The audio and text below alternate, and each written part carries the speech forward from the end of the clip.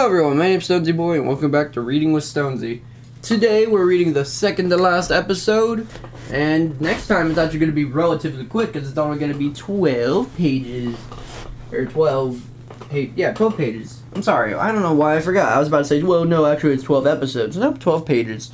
This book has been 11 episodes, which is one of the shorter series, or shorter stories. It's not going to be as short as the next story we're reading, which I've already picked out and read a little bit of, but that's okay. Anyways, let's begin. She better get on with it. Nurse Ackerman still held a second vial of morphine, so she quickly inserted her syringe and emptied it into the IV port. Again, she watched, and again, nothing. Nurse Ackerman straightened her spine and pulled the rest of the morphine vial out of her pocket. 11 more. She laid them on the edge of the bed in a tidy row. She injected them if she had to, one right after the other. She wasn't going to wait for the result. Reaching for the third vial, she heard a giggle again. Her hand stopped in midair. The giggle came from right next to her. A little black-haired boy stood by her side, looking up, and she was grinning a grin so fair that it acted like a siphon, extracting the strength from Nurse Ackerman's limbs. She felt herself start to crumble toward the floor, and she caught herself at the edge of the bed just in time. What? He was just a little boy. Why was she so afraid? He ran out of the room. The Nurse Ackerman tried to ready her racing heart straight. She needed to get herself under control. So she would return to what she needed to do, but her mind, her memories, wouldn't let her calm. Instead, she transported, wholly against her will, into her past. She was deposited next to the bed her dying son, the one who had left this world and taken him every smile Nurse Ackerman might have ever smiled. Even the agony she was living, Nurse Ackerman experienced for the millionth time that moment when her son's death had reached into her heart and torn it apart. She had always been in the shell of a woman, but Elijah's death had carved her out. Everything a barely functioning person who found a place among the living things who had tortured her with reminders of her life that once shared with her son. Even though her heart was frozen, she'd become a hospice nurse to help others to walk in her shoes. Stop this right now, she admitted herself. She didn't have time for this misery. Nurse Ackerman pushed aside her past, along with the question of who the little boy was and why he was there. He also boxed up the puzzle why he was so terrifying, one thing at a time, she told herself. Once again, she reached for her vial. Before her fingers could close around it, though, a child-sized shadow flashed in front of her. It was streaked by as the vials flew off the bed and hurtled toward the floor. They were shattered on impact. Morphine puddled constantly in the tiles. Nurse Thomas's plan was simple because Nurse Thomas was simple. A lover of growing flowers, cooking her family large, fattening dinners and needle-pointing Bible verses, Nurse Thomas, Beatrice to her friends, had become nurse because she also loved people, simply loved them. She wanted to serve them, however she could. These truths about Nurse Thomas were a little counter to where she currently was, and what she currently was doing.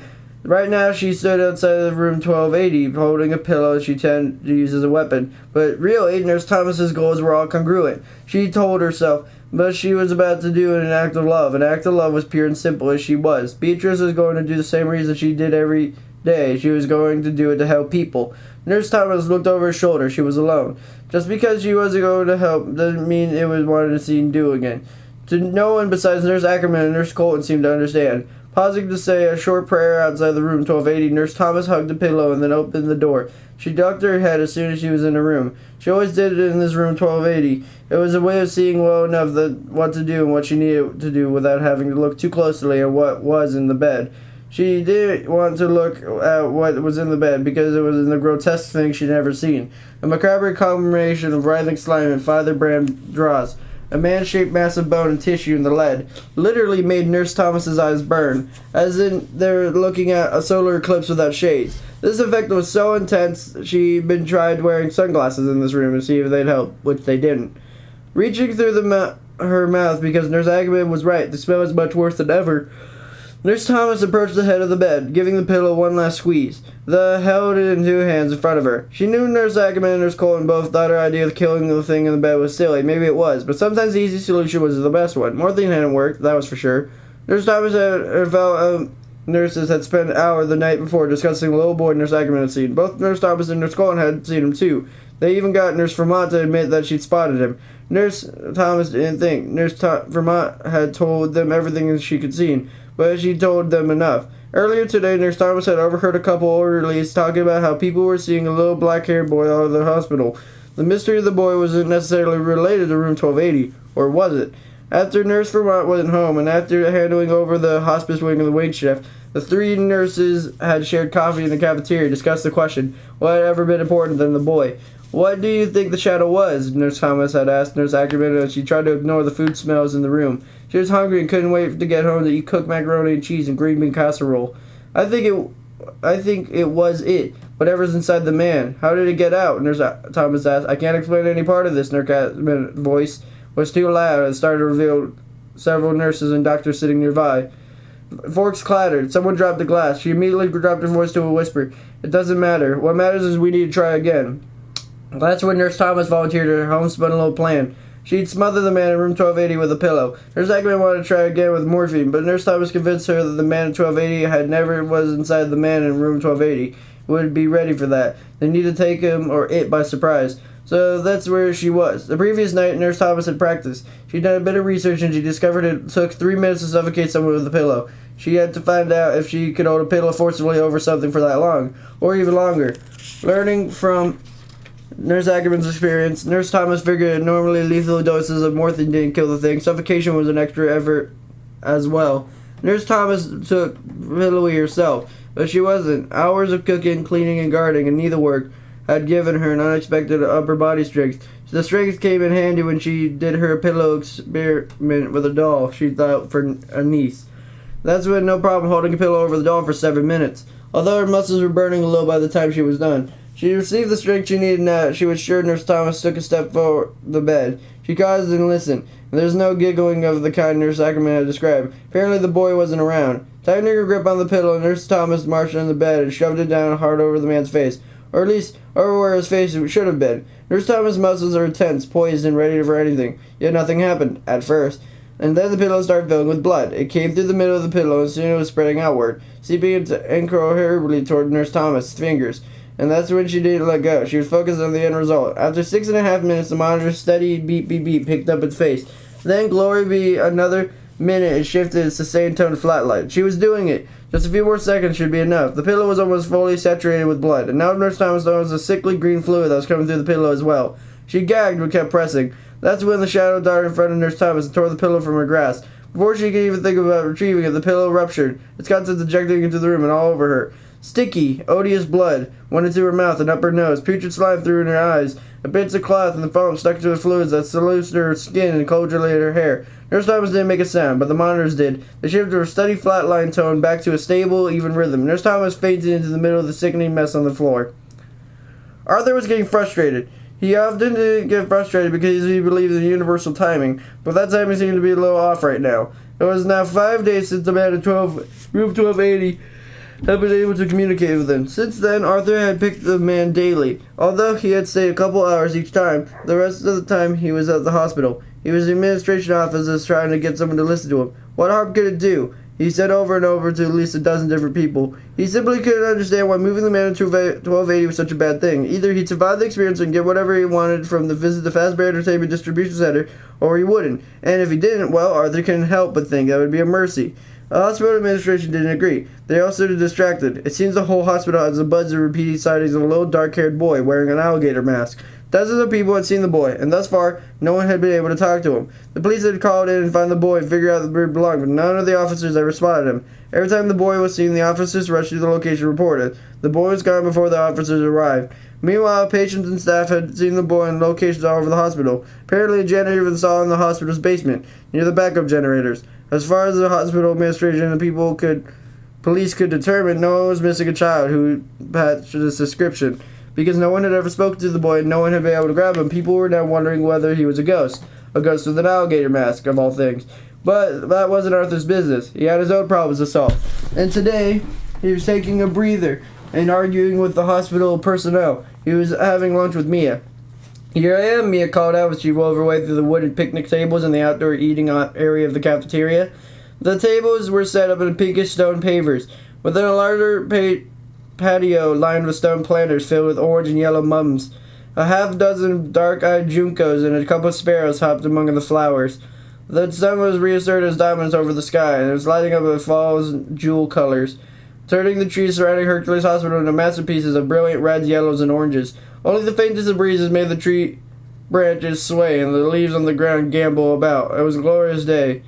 Mia's bright presence made it even brighter. I hope you all have been waiting long, Mia said. Not at all. Truthfully. Arthur had been there for 25 minutes. She had only been 15 minutes late. I also hope you didn't bring your lunch, because my boyfriend made these amazing provolone and corned beef sandwiches. Oh, you're not a vegetarian, are you? Or can you eat corned beef? Is it kosher or whatever? Arthur said, I'm not vegetarian, he said.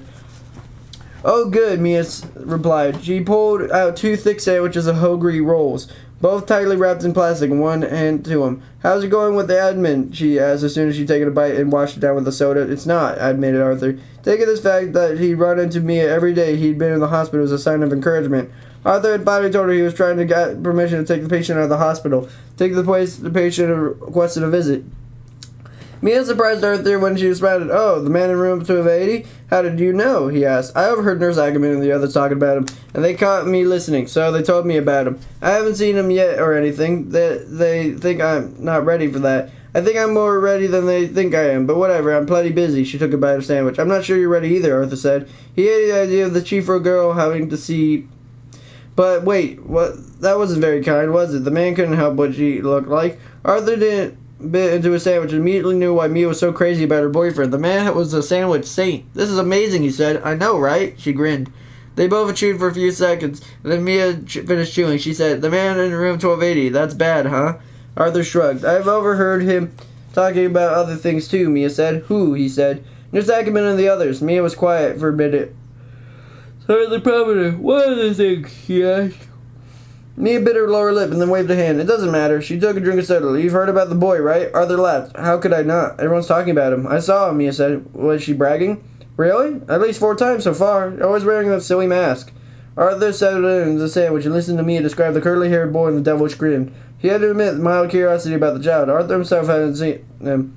But that was okay. You know, Mia said, you could use the boy to your advantage. How? Arthur wasn't a fan of using anyone, much less a little boy. But he figured might as well hear what Mia had to say. He found her voice that was comforting and wanted Peggy's hot toddies in the cold night. Well, the whole thing is messing with the massive paperwork for the people in the admin. It's a nightmare for documenting all the sightings in court and with the police. I'm sure you don't suggest you're going to follow him around the bug heck of it unless they let you take the man where he wants to go. I used to do that when I was a kid. If you just keep asking, keep pestering people, then they're really busy. They'll eventually say yes and just get rid of you. Works like a charm. She laughed a bit into her sandwich. Arthur thought for a second. That's not a bad idea. Mia grinned. She had a piece of lettuce between her 2 front teeth. On her, it was charming.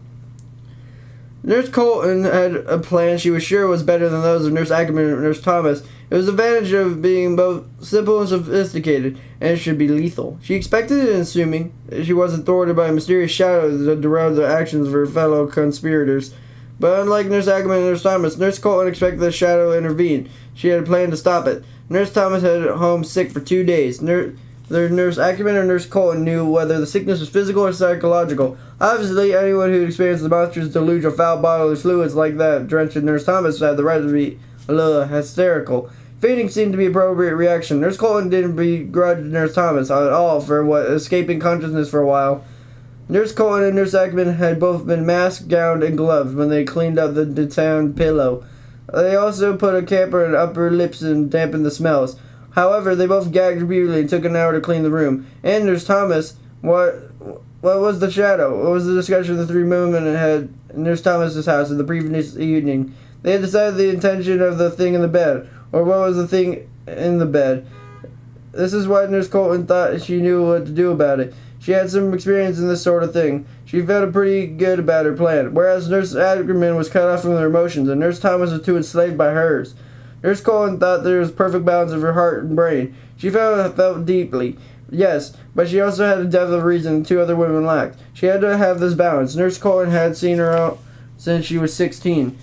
When the parents died, Nurse Colton had decided to forego foster care. She insisted to run away, found a woman who made fake IDs, and got a job as a cruise ship, a job that gave her free roam to board. Over time, she had saved up enough money to pay for nursing school. Now she was here because people lost people like her parents. It was only right to use what she knew about to help others.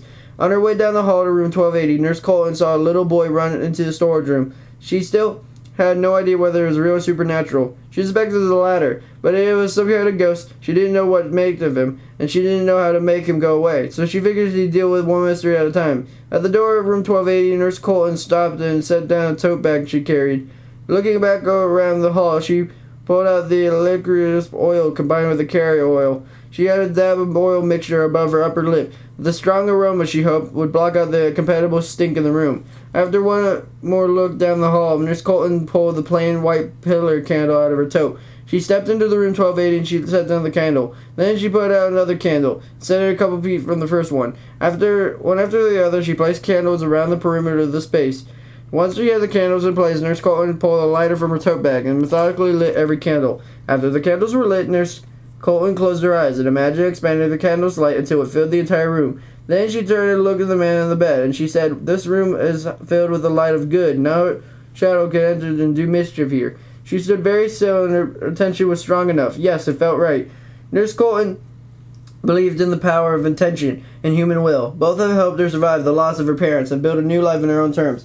Both would serve her now. She was sure of it. Good. It was time. Nurse Colton set down her tote bag and looked at the man in the bed. Unlike Nurse Thomas, Nurse Colton preferred the face of ugliness of life head on. Yes, the man's fire-blighted bones, nearly calcified insides, filled her with revulsion, but she could handle it. Now she was going to rid the world of it. Nurse Colton pulled out a syringe and held no drug. It was a syringe of air. She figured if the right thing in the bed could breathe, it could die of air embolism. Leaning forward, Nurse Colton began injecting the air into the IV port in the thing's forearm. She had no doubt she succeeded because she knew she was staying in a protective circle. The circle was so strong that even the shadow, whatever it was inside the circle, when it cast it, the circle would stop the shadow from doing what it wanted to do. As she began to depress the plunger in the syringe, her protection circle failed. Locked in the air in front of Nurse Colton, the shadow swept across the syringe. The syringe leaped from her hand, spitting just before shooting like an arrow toward Nurse Colton's throat. Stabbing deep into her skin, just above her collarbone, it vibrated, sending jitters through her neck. Nurse Colton knew if she didn't grab the syringe immediately, the air in that syringe was going to kill her. So she reacted instantly, jerking the syringe from her neck, only to have it snatched from her again. This time she held it up in her hands in surrender. The syringe fell to the floor and snapped in half, and a hot, musky blast of air reached through the room and extinguished every candle flame. The candles flew back and smacked the walls. Nurse Colton had never been in her tension so violently defied, and she was rattled. But she wasn't going to show it. She looked like a vile mass in bed. "It will find a way," she said. A giggle came from outside the hallway. Nurse Colton rushed through the door and ran right into Nurse Vermont, who stood like a statue, staring down the hall. "He went that way," Mia told Nurse Colton. "Who?" she asked, looking stunned. "The little boy." "I'm beginning to think that's not a little boy," Nurse Colton admitted. Mia nodded. "Me too." The nurses stood in silence, looking down the hall. And then Mia asked, "What just happened? You saw?" Mia nodded. She wasn't afraid. Nurse Colton cocked her head and studied Mia for several moments. "You're curious," she concluded correctly. Mia nodded again. "Okay, come in." Nurse Colton went back into room 1280. Mia tried to follow, but she was stopped at the door and covered her nose. Mia liked to keep lists. She kept lists of best things in life. Best experiences, best sights, best tastes, best smells, best sounds, etc. But she kept lists of the worst things in life. 3 of the smells were the worst smells of the list: rotten eggs, dead bodies. She's unfortunately once been the one to discover a body of an elderly woman in the adjacent apartment, but without family to check on her. It was a smell that had led to the discovery. And a skunk spray. The smell in this room was worse than Mia's 3 worst smells combined. "Oh," she said. "Try this," and Nurse Colton handed Mia a small container of ethanol oil. Mia sniffed it and then rubbed some above her lip. It was better, but not great. Still, Mia stepped into the room. She didn't know what she expected to see, but it wasn't this. What was this? "The poor, poor man," she whispered. Nurse Colton looked at the bed and sighed. When she said yes, but the man isn't the problem. Mia glanced at Nurse Colton and then returned her gaze as it lay in bed. Mia had never been squeamish. In fact, she had been kind of enjoyed the gory stuff. She looked at the elderly cadaver she discovered, stared right into the mass of maggots, and thought, cool, it was nature at work. But this wasn't nature. This is the exact opposite of nature. It was a violation of every idea of nature. Neither is skeleton nor man. This brittle bone container of decaying organs and tissue still somehow managed to sustain life to result in the brain activity. Mia could see one of the monitors. It was strong, fundamentally wrong. It was the inside of the problem, Mia said. Yes, Nurse Colton said. Mia thought it was a conversation she heard. The conversation about evil and extermination and how they connect contacts. Turning, Mia met Nurse Colton's direct gaze and nodded. "I think I understand." Mia was a genius. Arthur felt like a little spoiled child, following the administrative staff around, asking over and over permission to take the man to 1280 to Fazbear Entertainment Distribution Center. He couldn't, however, argue with the results. In spite of the ferocity and numerous affections voiced by the nurses of the hospice wing and even to the others of the hospital when they started a petition, Arthur received a call late one evening before telling him he could take the man to room 1280 to Fazbear Entertainment Distribution Center if he came in and signed a multitude of papers absolving the hospital of any responsibility for whatever might result from the trip. So once again, Arthur pedaled toward Hercules Hospital. Today he was wearing a full rain gear, because there was no arguing the colossal threatening storm clouds that dominated the sky. Not a single ray of sunlight was shining its way through the black-gray cloud stacks that made more like twilight at 10:10 in the morning. Rain began falling as the hospital came into view. Arthur kept his head down, navigating by the markings for the bicycle lane at the right edge of the driveway. Every car that sped past sprayed Arthur with water, and buffing Ruby so her tires wobbled a little on the pavement. Arthur was so relieved when he glanced up and saw he was almost at Portico. And then his feet rumbled as Ruby's pedals had been seen what he thought he'd seen. Glancing up at the Portico, taking in the majesty of the building's vine-covered facade and the intricate sanctuary, he had never seen a child's head peek out from behind the stone Cerberus.